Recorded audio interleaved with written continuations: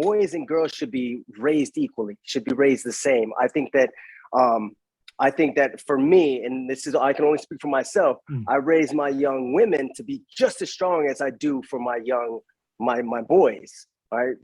Just as strong as that. Because, and listen, you're right, in life, the world treats men harshly, treats men very harshly. And so because they treat men very harshly, you need to understand the different reasons of why emotions are happening. All right. So like if a young boy's crying, there's so many different variables that come into play. Number one, did you just slap him? You know what I'm saying? Did he just get slapped? And then you tell him, hey, stop crying, or I'm gonna give you something to cry about. Well, that's a different topic. You know what I'm saying? Like, that's a different topic, because that's happened to me a bunch of times. You know what I mean? Like trying to like hold back my tears. But if they're crying on the field of battle, for example, in sports, like you break your back, or you get hurt, or your team lost, you have emotions, you have feelings of loss and stuff like that. So again, there's emotions that should be had, and it's identifying those emotions and what they mean at that time.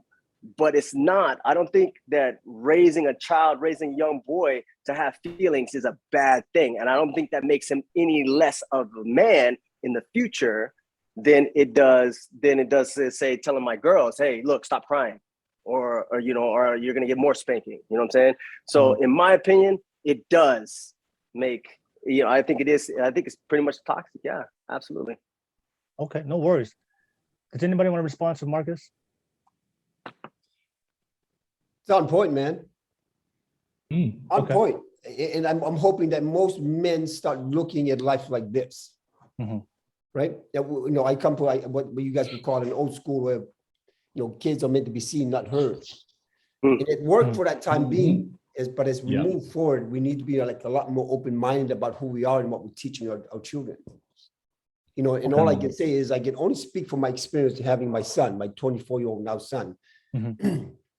Yeah, because Marcus, when you said, when you talk about raising him, smacking somebody and in that kind of, right? I see my son. I've done that to my son.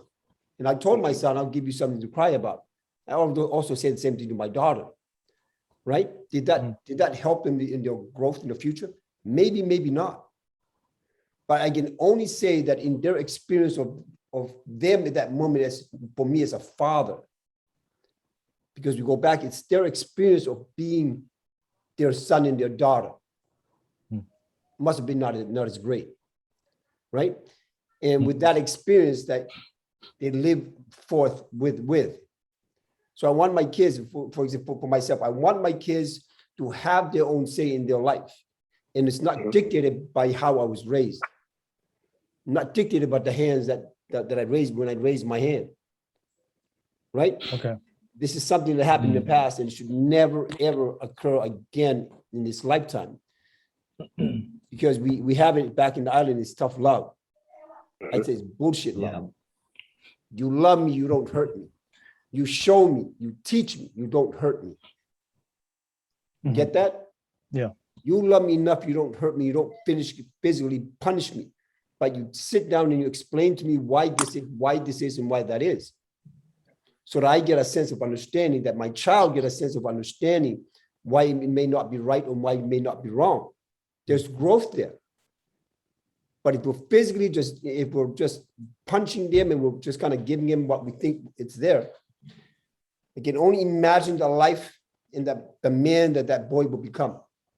So it's not going to be a good one. It usually ends up in jail. Okay. So, Marcus, before I move on, I have a question for you, right? Because you said that you raise your boy and your girl the same way, right? Yeah. Are there any things that any type of advice that you would tell your son that you wouldn't tell your daughter, because this is something that's specific to men, or it's just the same? Everything's just the same. No. There is a difference between raising a boy, a young man, and a young woman. So there is different advice that you're going to give to your young man as opposed to my young. So I'm an old school guy. Like, I believe in chivalry. I believe that. Let me say it like this: my daughters will never have anything to worry about because they have my sons. They have my sons there. My sons there to be the protectors of the family when daddy's not around. You know what I'm saying? Okay. And then on top of that, like I said, again, my sons are taught to open doors. They're taught to to put their sisters first. They're taught to be the one to get up and answer the door and not let your sister answer the door. They're taught to walk, hold your sister's hands, put them on the inside of the street.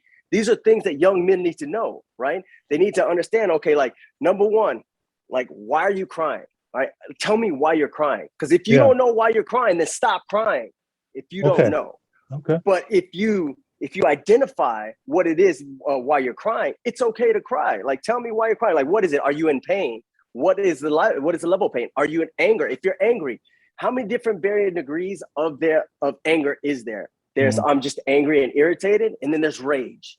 You know what I'm saying? Like, if 10 is so that's where I'm at. So yes, there's different types of advice that I give my sons than I do give my daughters.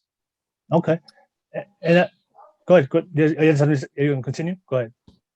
Let me just say one more thing. Go first. Go ahead. It's all you. Go ahead. Like I said, I'm a lot older than I come off. I have a very youthful spirit, but like, I have kids. I have a son that's 23 years old. My oldest son is 23 years old, and then I have a 15-year-old son. And I'm gonna tell you, Ryan, as we get through this, I've made mistakes with my older kids. I have my olders and my youngers. And with my olders, I made a lot of mistakes. I taught them the way that I was taught.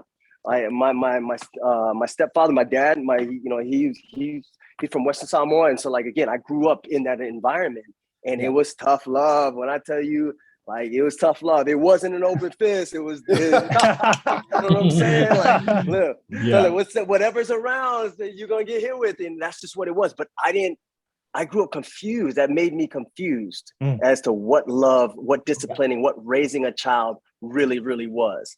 And then after seeing the mistakes that I made with my olders, I had to make a decision. Like what you said, like, I had to make a decision. And what am I going to do differently with my youngers? Okay. Hey, Marcus, I love what you said about emotions, how as men, we need to identify where it's coming from, right? Because you guys all know the real Polynesian right here. We all grew up with the tough love, with the closed fist. Right. So one of the things I have observed, and I've gone through them all the time, so sometimes when my emotions went wild as a man, I didn't know where it came from, and I never talked about it. It did harm me in some type of way, but I had to go through life and learn that as a man. So that's very important. You said that you made some mistakes along the way. And, Marcus, forgive me, I'm just interested to hear from your perspective. I love what you're saying. So you say you made some mistakes. What was those big? Like, can you name me like the biggest mistakes you made? Because I think it's very interesting for everybody to hear. Because I think this is important. Oh man, like, listen, control. That's the number one mistake. Is I thought that I could control everything. I could control their behavior. Hey, don't you act up. You know what I'm saying? I mean, don't get me wrong. None of my kids, even the oldest and the youngest, they're not going to act up in the store. You know what I'm saying? But the biggest mistake is that, again, I've told my son, I've snatched him up for crying, and I spanked him even harder for crying. I remember one time, it was with my youngest son. It was when he was 3 years old. And this is what taught me the lesson. This is where, like, I was at MMA practice. Here I am, this fighter, this guy that I just won. My son couldn't put his shoe on. I was frustrated because I had to, that his mom wasn't watching him, you know what I'm saying? And I had to, get over there and go and help out. And I was frustrated, right? And so I grabbed my son, right? And, I put him on the stand. I went to put on his shoe wouldn't go on for some reason. He was kicking and screaming, right? And so then I was like, okay, boy, put your shoe on. I was like, what's your problem? And I started yelling at him. So my 3-year-old son at the time said, Dad, why are you doing this? Why are you spanking me? Why are you, he asked me that question, right? Yeah. And I'm like, I had to ask myself, why am I doing this? Why am I treating him this way? Because it didn't make any sense. He didn't do anything wrong. Yeah. And so like, I thought that I could be that tough love guy and be like, hey, just get your shit on and let's go, hurry up. You know what I mean? So I can go back to do what I wanted to do. And so after realizing that, I took a step back and I looked and I was like, why am I doing this? And so then it sent me down this spiral of what else am I doing wrong? And so then I had to ask all these other questions. And then when you look inward, it doesn't feel good, man. I'm telling you right now, it doesn't feel good at all. So yeah, that's one of the things I did wrong, Will.